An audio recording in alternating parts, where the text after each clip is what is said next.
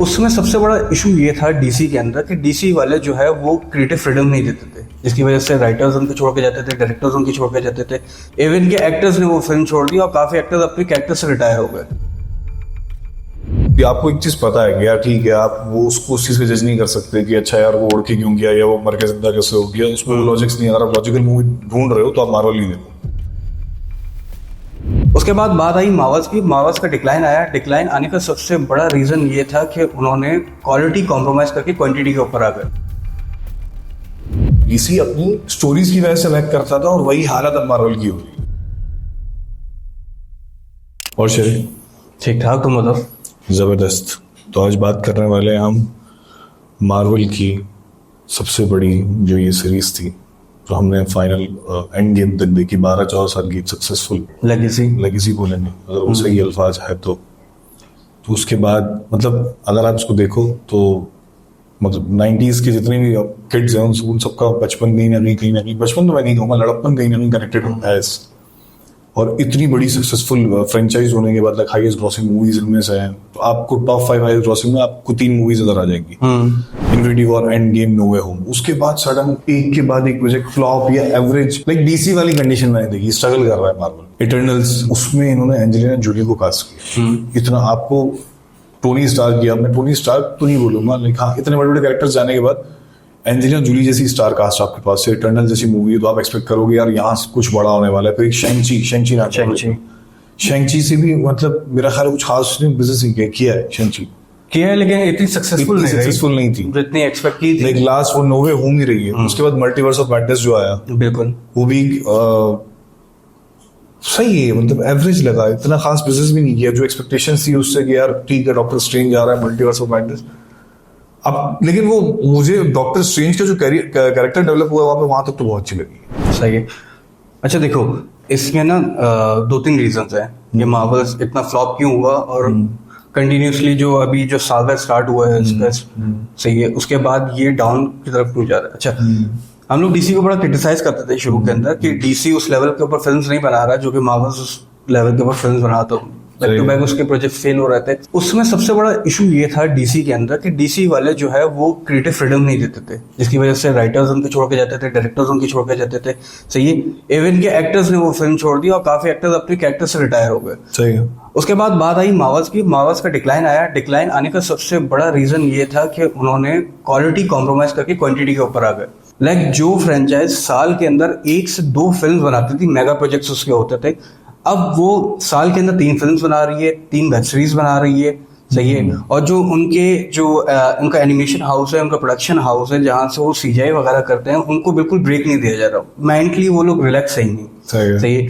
इतना उनके ऊपर बैकलॉग जमा हो जाता है, फिर डायरेक्टर और प्रोड्यूसर उनके ऊपर प्रेशर डालते हैं, जिसकी वजह से काम खराब होता है फिल्म का। और वो आपके सामने मुझे जो लैग करता हुआ नजर आया ना प्रोजेक्ट, वो सबसे ज्यादा स्टोरी वाइज लैग करता हुआ नजर आया कि लाइक स्टोरीज में पहले वो बात होती थी। आपको एक चीज पता है कि यार ठीक है, आप वो उसको उस चीज पे जज नहीं कर सकते कि अच्छा यार वो उड़ के क्यों गया या वो मर के जिंदा कैसे हो गया, उसमें लॉजिक्स नहीं। अगर आप लॉजिकल मूवी ढूंढ रहे हो तो आप मार्वल ही देखो। सही। लाइक वो विजुअल्स के लिए आपको देखना है, आपको वो स्टोरीज देखनी है जो सोच से परे है, इमेजिनेशन आपको पसंद है, तो वो उनके लिए। तो अब तक जो था वो स्टोरी जो बेच रहे थे वो मजा आ रहा था देखने में। लाइक टोनी स्टार का भी जो उन्होंने कैरेक्टर पूरा बनाया था, जो 6 आपके मेन एवेंजर्स से, टोनी स्टार हो गई, ब्लैक विडो हो गई, कैप्टन अमेरिका हो गया, हल्क हो गया, आपका थॉर हो गया। इनके थॉर भी अभी फ्लॉप हुई है। थॉर भी हालांकि कितनी बड़ी कास्ट, एग्जैक्टली, क्रिश्चियन बेल, इतना अच्छा कैरेक्टर, अगेन उसी पे आ रहा हूँ मैं कि इतने अच्छे अच्छे आपके पास कैरेक्टर्स थे उस टाइम तक, जो आपके पास अच्छा चल रहा था, वो साथ में स्टोरीज भी चल रही थी। डीसी अपनी स्टोरीज की वजह से लैग करता था और वही हालत अब मार्वल की हो रही है। मार्वल्स का वही है ना, जिस तरह भी मैं समझा रहा था कि जैसे डीसी क्रिएटिव फ्रीडम नहीं दे रहा था, इसी तरह केविन फाइगी है, उन्होंने अपने अंडर लेने की चीजें कोशिश की है। वही क्वांटिटी के ऊपर वो लोग रूसो ब्रदर्स नहीं, रूसो ब्रदर्स अभी तक कोई प्लान नहीं है उनका। सही है, क्योंकि वो उनका ट्रेडमार्क बनता जा रहा था, तो उन्होंने बोला कि हमें थोड़ा सा गैप चाहिए, हमें दूसरे प्रोजेक्ट्स पे काम करना है, तो इस सिनेमैटिक यूनिवर्स से इसके बाहर आना है। तो एक तो कास्टिंग, मतलब ये बैड टाइमिंग नहीं है कोई। रूसो ब्रदर्स की लास्ट फिल्म कौन सी थी? End game. मेरे ख्याल से रूसो ब्रदर्स को उसके बाद नहीं थोड़ा सा कनेक्टेड रखना चाहिए था, लेना चाहिए था। वही गलती ये फेज 4 में रूसो ब्रदर्स की नीड पड़ती।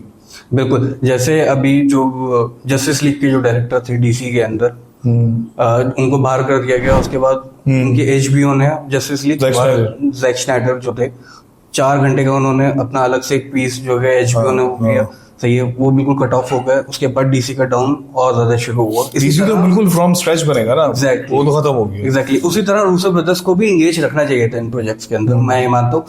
उसके बाद जो भी प्रोजेक्ट आ रहे हैं, जैसे बहुत बड़ी एग्जांपल मैं आपको रिसेंटली अभी देता हूँ, मार्वल्स का बजट अच्छा मिस था। मार्वल्स या मार्वल्स? दी मार्वल्स, अच्छा। हाँ, दी मार्वल्स जो आई है उसमें 3 सुपर हीरोज ले लिए उसके अंदर, सही है। अब उसकी हाइप बनाना बहुत शुरू की इन्होंने, उनकी मार्केटिंग बहुत अच्छी की। इवन के उन्होंने ये भी कहा था कि IMAX के ऊपर इसकी स्क्रीन वगैरह ज्यादा लेंगे, हम इसको IMAX पर रिलीज करेंगे। सही है। उसके बाद भी ये फिल्म फ्लॉप हुई क्योंकि स्टोरी में दम नहीं था। वही है, मैं वही कह रहा हूँ क्योंकि कंटेंट में मजा नहीं है। एग्जैक्टली, क्योंकि ये स्टोरी से ज्यादा फोकस CGI पे कर रहा है और वहीं ये फेल हो रहा है क्योंकि CGI भी इनका बैड हो रहा है। तो ये सबसे बड़ी वजह है। अच्छा, ये पर्सपेक्टिव अच्छा है, इस तरह मैंने सोचा नहीं था कभी कि क्वांटिटी ओवर क्वालिटी वाला। बिल्कुल। तो तुम बता रहे हो कि तो हाँ, इससे फिर ओवरऑल इम्पैक्ट पड़ता है ना आपको, आपकी जो मेन पोस्ट प्रोडक्शन टीम है वो भी लैग कर रही होगी। बट मुझे नहीं लगता है मार्वल जब वो इतना बिजनेस कर रहा है और वो 5-5, 6-6 प्रोजेक्ट वो हैंडल कर सकता है, इतना बड़ा मसला नहीं है मेरे हिसाब से। बट हाँ, अगर अब ये मसला पेश आ रहा है तो थोड़ा सोचना चाहिए कि यार चलो दोबारा वो उसी प्रैक्टिस को फॉलो करते हैं जिस तरह हमने शुरू किया था। नहीं, मार्वल्स ने बहुत उसको लाइट लेना छोड़ दिया है। अब बैक टू बैक 3 जो उनके प्रोजेक्ट्स आ रहे हैं ना, अपकमिंग 3 प्रोजेक्ट्स जो हैं, जिसमें डेडपूल एंड वुल्वरीन है, सही है। अगाथा ऑल अलोंग है, अगाथा का कैरेक्टर डेडपूल और वुल्वरीन ये मार्वल से ये इससे कनेक्टेड रहेंगे फेज 4 के एंड? कनेक्टेड तो है। वुल्वरीन तो चला जाएगा ना, उसकी लास्ट मूवी है। नहीं, रूमर्स की अगर रूमर्स की माने ना, कि जो रूमर्स कह रहे हैं कि ये इनका मेगा कमबैक होगा सीक्रेट वॉर्स के अंदर। बहुत बहुत बड़ी एक स्टोरी लाइन है सीक्रेट वॉर्स की, उसके अंदर ये ह्यूग जैकमैन का ये वुल्वरीन होगा।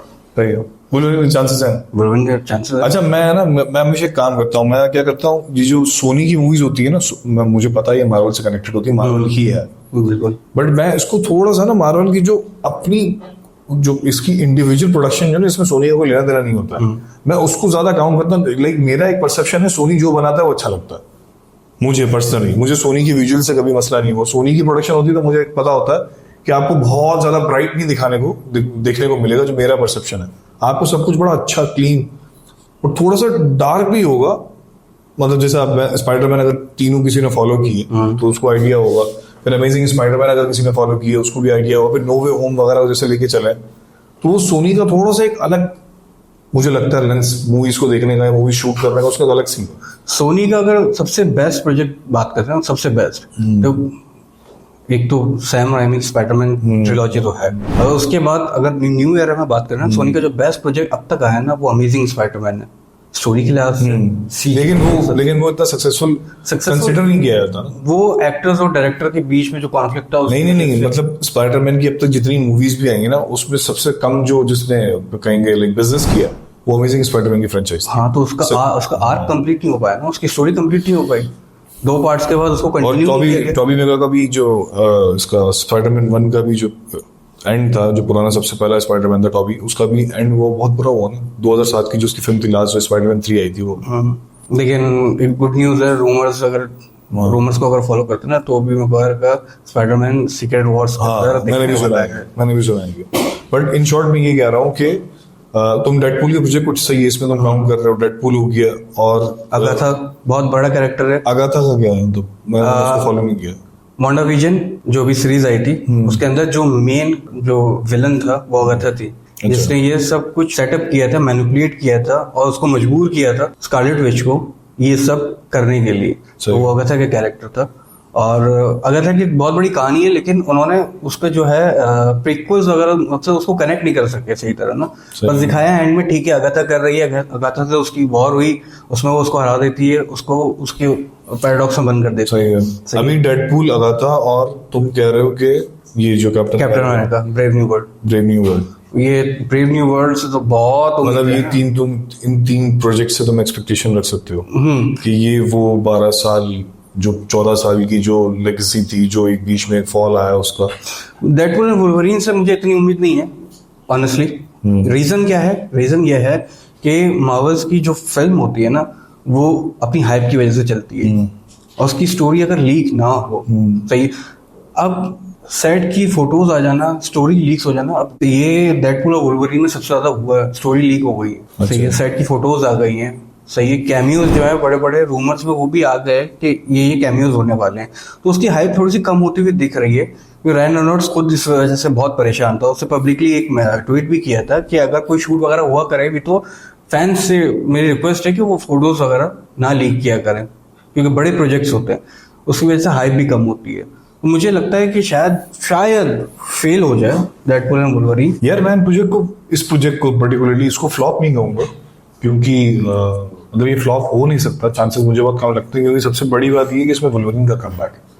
ठीक है, र्यूमर्स की वजह से तो मेरे ख्याल हाइप बनती है, लेकिन जो स्टोरी लीक हो गई है, फुटेज लीक हो गई, अगर ये नहीं होती तो एक और हाइप बनती, या जिस तरीके से नो वे होम की हाइप बनाई गई थी उस तरीके से हाइप इसकी बन जाती, लोग डिस्कस करते, और फिर प्रोडक्शन हाउस जो खुद छोटे छोटे र्यूमर्स क्रिएट करवाता है, वो वाली चीज ठीक है। यहाँ थोड़ी, या शायद हो सकता है ये स्ट्रेटेजी, जैसे पास्ट में स्ट्रेटेजीज रही हैं, बिल्कुल यू नेवर नो कि क्या हो सकता है। बिल्कुल स्ट्रेटेजीज होती हैं, ये सारे मार्केटिंग टीम के ऊपर होता है। एग्जैक्टली हो सकता है ये स्ट्रेटेजी, बिल्कुल हो सकता है। ये सब जो रायन रेनॉल्ड्स ने ट्वीट डाला, ये सब कुछ एक प्लान हो सकता है, लाइक बिल्कुल ऐसा हो भी सकता है, लेकिन मैं बोलता हूँ कि अगर इस प्रोजेक्ट के बाद अगर कोई बड़ा प्रोजेक्ट है ना, वो आने वाला captain America brave new world है, उससे एक्सपेक्टेशन है, क्योंकि वो एक पूरी लेगेसी ट्रांसफर हो रही है दूसरे कैप्टन अमेरिका। हाँ, पासिंग द टॉर्च वाला सीन मेरा ख्याल है हो चुका है, अब वो सिनेमा पे रिलीज होना बाकी है। हाँ, ये कोशिश की गई थी, अभी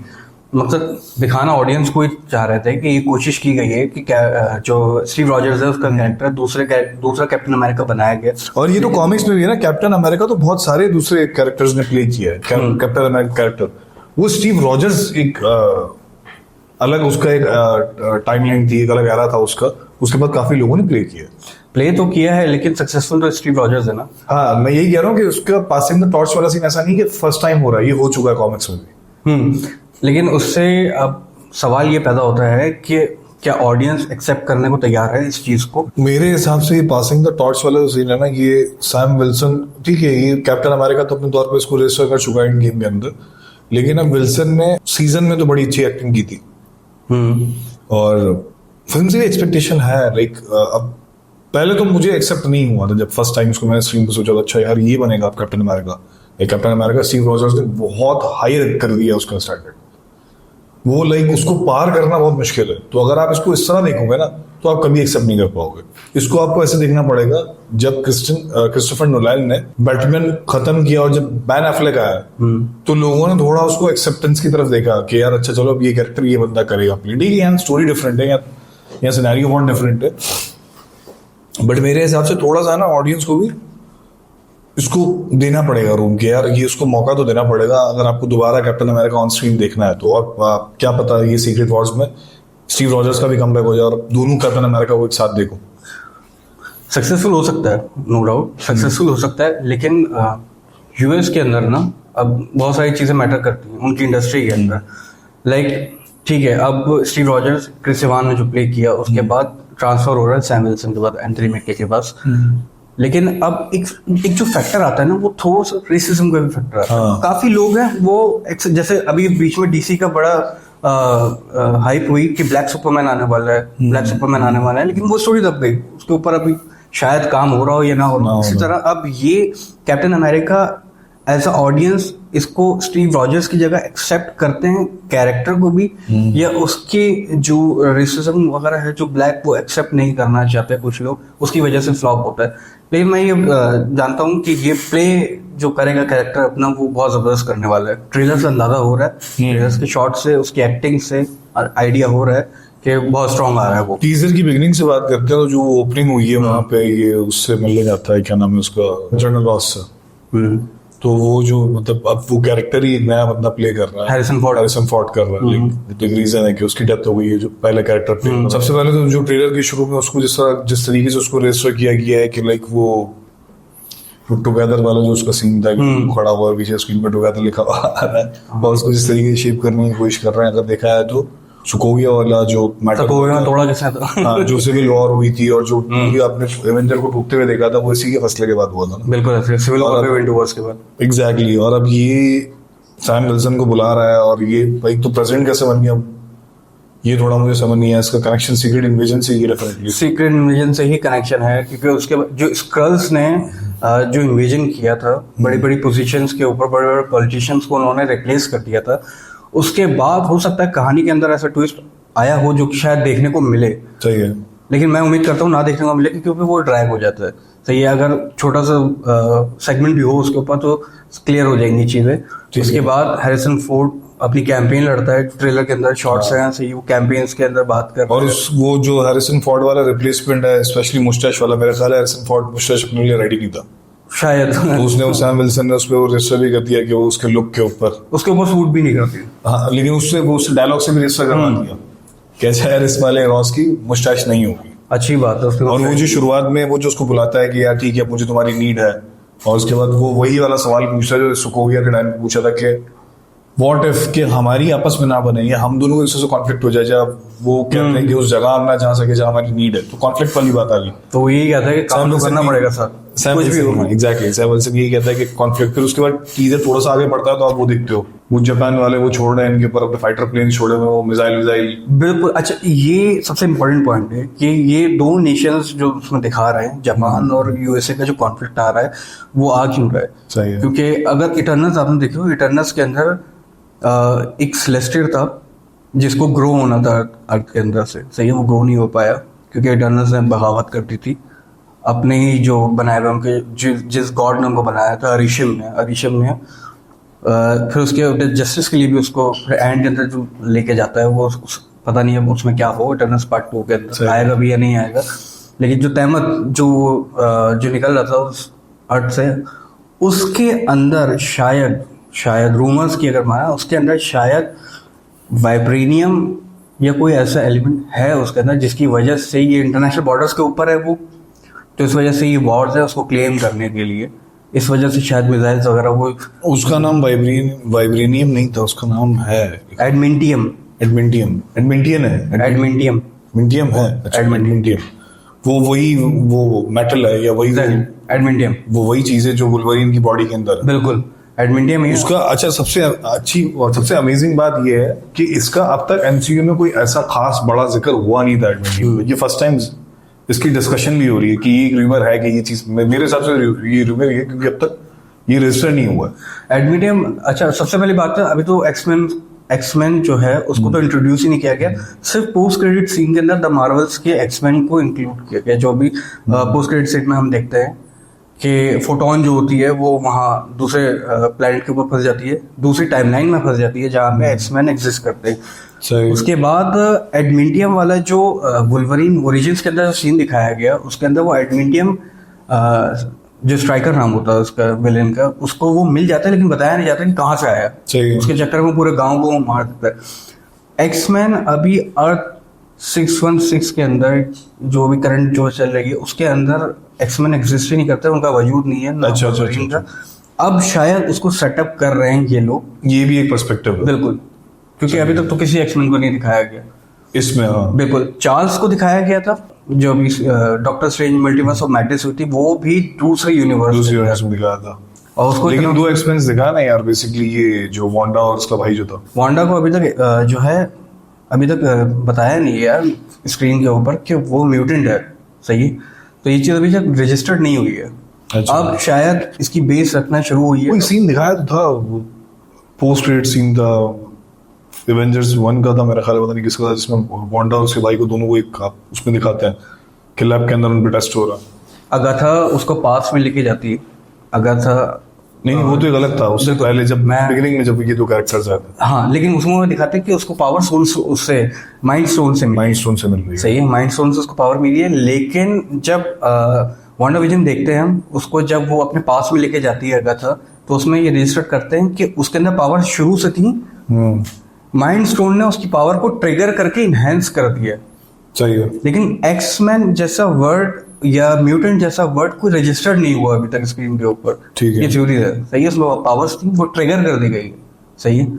तो अब शायद ये कहानी यहाँ से आगे बढ़े तो एडमेंडियम बहरहाल ये एक्सप्लेन से पहले का टाइम दिखा रहे हैं। बिल्कुल। तुम्हारी ये थ्योरी है बिल्कुल। सही है। अब इसमें एक और जो एंगल मैंने देखा है ना कि ये एडमेंडियम के पीछे फिर मेरा ख्याल है जापान और यूएस दोनों लगे हुए हैं और इसके बीच में फंस जाएगा सैम विल्सन। बिल्कुल ऐसा ही है। इन दोनों के दरमियान इसकी पूरा वो दिखा रहे हैं, वो जापान वाला सीन भी जो है वो विंग्स खोलता है, मेरे ख्याल है वो पूरा जापान वाला सीन है। हाँ लेकिन और वहां पे ये हल्क खड़ा हुआ होता है, वो जो शील्ड पकड़ के अरे ये मार्वल्स की सबसे बड़ी खूबसूरती है, वो फैंस को इसी तरह बनाते हैं। इन्फिनिटी वॉर याद है?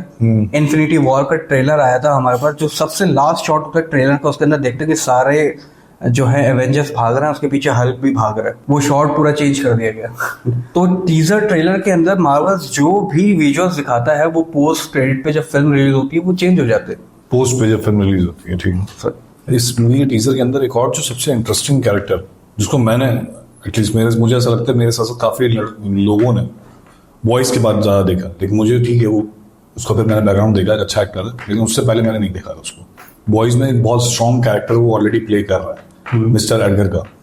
तो जितने लोगों ने उसको देखा है वहां पे, तो वो उन फैंस के लिए भी है कि अच्छा यार ये पास्ट में भी, पास्ट मतलब रिसेंट पास्ट के अंदर और रिसेंटली भी एक बहुत बड़े प्रोजेक्ट में एक बहुत बड़े कैरेक्टर को प्ले कर रहा है, और इसमें भी जिस तरीके से वो गन्स और लेके मतलब, तो उसका कैरेक्टर बड़ा हैवी लग रहा है। और मैंने तो एक रिव्यू सुना है कि वो जॉर्ज डब्ल्यू ब्रिज जो विलन का कैरेक्टर है वही प्ले कर रहा है। ऐसा ही है, ये रूमर्स हैं, अभी कुछ भी नहीं कह सकते उसको। जानकार्लो एस्पोसितो बेहतरीन एक्टर है। Actor है। उनके प्रोजेक्ट्स बहुत बड़े बड़े प्रोजेक्ट्स हैं, ब्रेकिंग बैड और बॉयज, ये बहुत बड़े बड़े। लेकिन Breaking इस Bad तरह नहीं का ब्रेकिंग बैड अच्छा सबसे बड़ा कैरेक्टर है जो मैंने देखा Breaking Bad। जहाँ से उनका समझ लो करियर को बहुत जबरदस्त बूम मिला। सही है। अच्छा सबसे अच्छी बात पता है क्या जान कर लो कि वो हमेशा जिस आपने रोल में देखा होगा ना उनको, वो मेजॉरिटी जो रोल्स प्ले करते हैं ना वो माइंड गेम ज्यादा खेलते हैं। सही है, पहली बार शायद एक्शन में देखना उनको कि वो गन्स लेके जा रहे तुम क्या बोलते हो उनका क्या कैरेक्टर होगा, वो कौन सा विलन का कैरेक्टर कर रहे हैं, विलन है भी या नहीं है? नहीं, मार्वल्स शायद घुमा रहा है अपने टीजर के थ्रू। अच्छा, मेन विलन मुझे वो नहीं लगता। मेन विलन जो है, मेन विलन मैंने ज्यादा रिसर्च किया तो मुझे जो रिमर्स बहुत ज्यादा सुनने के लिए मिले ना, ये जॉर्ज डब्ल्यू ब्रिज जो मैं कह रहा हूँ, GW ब्रिज के नाम से जो कैरेक्टर था, बेसिकली ये वो जान कार्लोस ये कैरेक्टर प्ले कर रहा है। और इसका मैंने ये भी थोड़ी रिसर्च की तो मुझे पता चला कि ये उस ग्रुप का लीडर है, सिक्स पैक ग्रुप जो जिसको फॉर्म किया था केबल ने, ये उस ग्रुप का लीडर है। और ये कैप्टन अमेरिका में मतलब लोग थोड़े से जो कॉमिक्स फॉलो करते हैं वो थोड़े से शॉक भी हैं। तो शॉक से मतलब से ये कि ये डायरेक्टली कभी भी कैप्टन अमेरिका का विलन था नहीं कॉमिक्स में। ये एक्समैन के अगेंस्ट रहा है, ये केबल के अगेंस्ट रहा है, और लेकिन एक्समैन में केबल के अगेंस्ट रहा है और दूसरे कुछ और, तो ये पनिशर के अगेंस्ट रहा है। मैं वही रिसर्च कुछ की थी, मैं देख रहा हूँ कि ये फ्रैंक कैसल के जो पनिशर था उसके अगेंस्ट रहा है, लेकिन ये कैप्टन अमेरिका के अगेंस्ट ऑन स्क्रीन ही आया। कॉमिक्स में कोई इतना ज्यादा नहीं देखा इसको कि कैप्टन अमेरिका के लाइक टॉप विलन्स में से या कुछ इस तरह का सीन। तो ये भी एक थोड़ा सा है कि अगर ये वाकई वो कैरेक्टर प्ले कर रहा है तो ये किस तरीके से कनेक्टेड और कितना बड़ा विलन होगा ये इसके। अच्छा, एक्साइटेड मैं इसलिए हूँ क्योंकि ये कैरेक्टर जो प्ले कर रहा है ना, ये एक्टर बहुत जबरदस्त, तो मजा तो आएगा। अच्छा, ये सिक्स पैक हो सकता है कि इसमें दिखे, सिक्स पैक दिखे, लेकिन उसको शायद ये रूल ना कर रहा हो, ये शायद ये उसका बॉस ना हो, ये भी एक समझ लो पॉन हो सकता है शतरंज का। इसका जो मेन विलन है उसको दिखाया ही तकरीबन 2 सेकंड के लिए गया है टीजर में, द लीडर। अगर इनक्रेडिबल हल्क में याद हो, वो सिक्स पैक का लीडर थोड़ी हो सकता है। मैं बोल रहा हूँ फोकस हमारा डाइवर्ट किया जा रहा है मार्वल्स। लेकिन सिक्स पैक तो एक बिल्कुल अलग ग्रुप था जिसको फॉर्म किया था ना कि बिल्कुल उसका ये कहां से वो मार्वल्स कभी भी अपने कॉमिक के एक्यूरेट चलता ही नहीं है। हाँ, ये भी हो सकता है। सिक्स पैक को मेरा नहीं ख्याल है इसमें हाईलाइट करेंगे। अगर सिक्स पैक जैसे मैं कह रहा हूँ कि अगर सिक्स पैक हो भी तो हो सकता है वो सिर्फ दिखाने के लिए वो मेन जो उसका विलन है वो शायद जो रूल करना चाह रहा है वो द लीडर हो। द लीडर, अच्छा, द लीडर की पावर भी बड़ी इंटरेस्टिंग है। अगर किसी को पता ना हो, जितना मैंने इसके बारे में रिसर्च किया, ये बिल्कुल हल्क जैसा है पावर्स में। हल्क की जिस तरह बॉडी है वैसे इसका दिमाग है, बिल्कुल ऐसे ही। लाइक उसके पास स्ट्रेंथ है, इसके पास माइंड है, और दोनों मेरे ख्याल एक ही प्लेनेट से आता है। नहीं होते अर्थ के ही हैं। हाँ, लेकिन इनक्रेडिबल हल्क के अंदर जब एडवर्ड नॉर्टन को भी रिप्लेस ही किया गया, जैसे हैरिसन फोर्ड को रिप्लेस किया गया, इसी तरह एडवर्ड नॉर्टन को भी रिप्लेस ही किया गया। वो इनक्रेडिबल हल्क जो है वो मार्वल्स का पार्ट है। सही है, सही है। तो उसके अंदर जब हल्क का ब्लड एबोमिनेशन जब वहां जाता है और हल्क का ब्लड उसके ऊपर गिर जाता है, तो उसके बाद उसकी ट्रांसफॉर्मेशन शुरू होती है जो कि 2 सेकंड की दिखाई है, उसके बाद उसका फिल्म के अंदर कोई सीन नहीं। अब वो तकरीबन 15 साल बाद, शायद 15-16 साल बाद अब वो रिटर्न कर रहा है। अब वो कैरेक्टर कितना इम्पोर्टेंट होगा, और ये सब जो मुझे लग रहा है ना, मुझे ये लग रहा है ये सेटअप कर रहे हैं वर्ल्ड वॉर हल्क के लिए, क्योंकि हल्क ऐसा है भी कैरेक्टर है जिसके भी राइट्स जो हैं सोलो मूवी बनाने के अभी तक इनकी मार्वल्स के पास नहीं है, वो सोनी के पास है। इस वजह से वो शायद वो डायरेक्ट फिल्म ना बना सकें उसके ऊपर।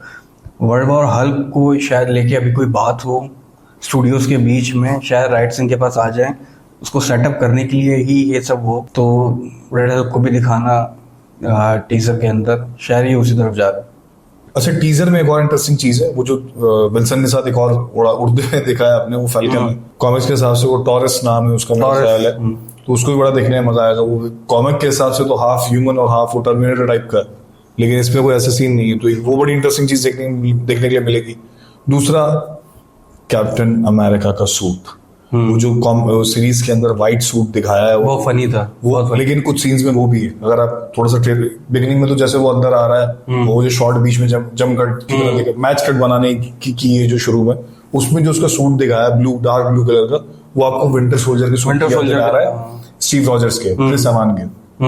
तो वो वाला सूट इसमें बहुत आला लग रहा है। लेकिन थोड़े सीन्स बाद मैंने देखा है व्हाइट सूट में भी वो जो ये फ्लिप करता है, वो किक शिक मारता है, तो उसमें भी उसने व्हाइट सूट पहना होता है। तो दोनों सूट देखने को मिलेंगे।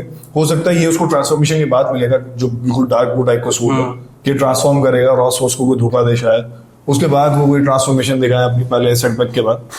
तो हाँ, इस मूवी में बहुत सारी इंटरेस्टिंग चीजें मेरे हिसाब से, इस टीजर से बहुत सारी इंटरेस्टिंग चीजें लग रही है मेरे हिसाब से। डिटेल्स बहुत है, अब वो डिटेल्स बहुत नहीं है, अगेन टीजर है, ये ट्रेलर अब आएगा, जो टीजर ट्रेलर है अभी माइनर डिटेल्स बहुत है उसमें, जो अगर थोड़ा नोट करने वाला हो। लेकिन मार्वल आप नहीं जानते, मार्वल कुछ भी कैबिन बदल देता है। लेकिन ये मेरा ख्याल है इसमें यूएस जापान का एक बहुत बड़ा पंगा देखने को मिलेगा। हो सकता है वहां के सुपर हीरोज भी देखने को मिले, जापान के सुपर हीरोज। इसमें सबसे इम्पोर्टेंट जो चीज हो सकता है शैंग ची को इसमें देखा, जापान वाला अगर एंगल है तो। नहीं, मेरे ख्याल के शैंग-ची अगर एशियन अगर वो है एक्टर, तो वो जरूरी नहीं है कि उसको दिखाया जाए। लेकिन सबसे इम्पोर्टेंट जो इस टीजर के अंदर जो है ना चीज, वो है रेड हल्क। हाँ, उसको नैनो सेकंड के लिए दिखाया, उसके बाद वहीं ऑफ कर दिया। उसको दिखाया भी, कैसे पैर दिखाया, फिर पैर दिखाया, उसको फेस नहीं दिखाया कि क्या सीन है, किस तरह ट्रांसफॉर्म हुआ। और दूसरा रेड हल्क और उसका जो अपना द लीडर उसका क्या कनेक्शन है। अगर वो दोनों एक हो जाएंगे, वो दोनों से अगेंस्ट होंगे, तो ये दोनों बहुत इंटरेस्टिंग एलिमेंट्स हैं। हो सकता है कि उसके बाद जियान कार्लोस, ये तीसरा बहुत अच्छा, लाइक हैरिसन फोर्ड, अगर आप पीछे देखो उसकी मूवीज बहुत आला है, ये बहुत आला एक एक्टर है। तो आपको ये 3 बड़ी चीजें हैं सैम विल्सन के साथ, फिर एक टॉरस, ये जो फाल्कन उसका कैरेक्टर उसको मिल रहा है। तो अब सैम विल्सन की मूवी अगर आ रही है, तो उसके पास बहुत पावरफुल पिलर्स हैं इस मूवी में। बिल्कुल ऐसा ही है। अच्छा, ऐसा भी हो सकता है कि द लीडर जो है, शायद वो अपना कोई डीएनए या कोई हल्क का डीएनए उसको दे, उसके बाद शायद वो रेड हल्क में ट्रांसफॉर्म हो सके, जनरल रॉस। ऐसा भी हो सकता है, मे बी।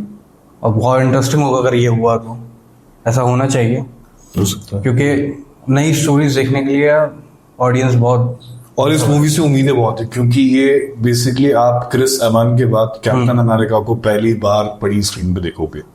अच्छा, रूमर्स ऐसी भी हैं कि इसके अंदर स्टीव रॉजर्स का फ्यूनरल भी है। हाँ, मैंने मूवीज देखा कि यार वो लोग, मेरे ख्याल से वो नहीं होना भी नहीं चाहिए, नहीं होना चाहिए।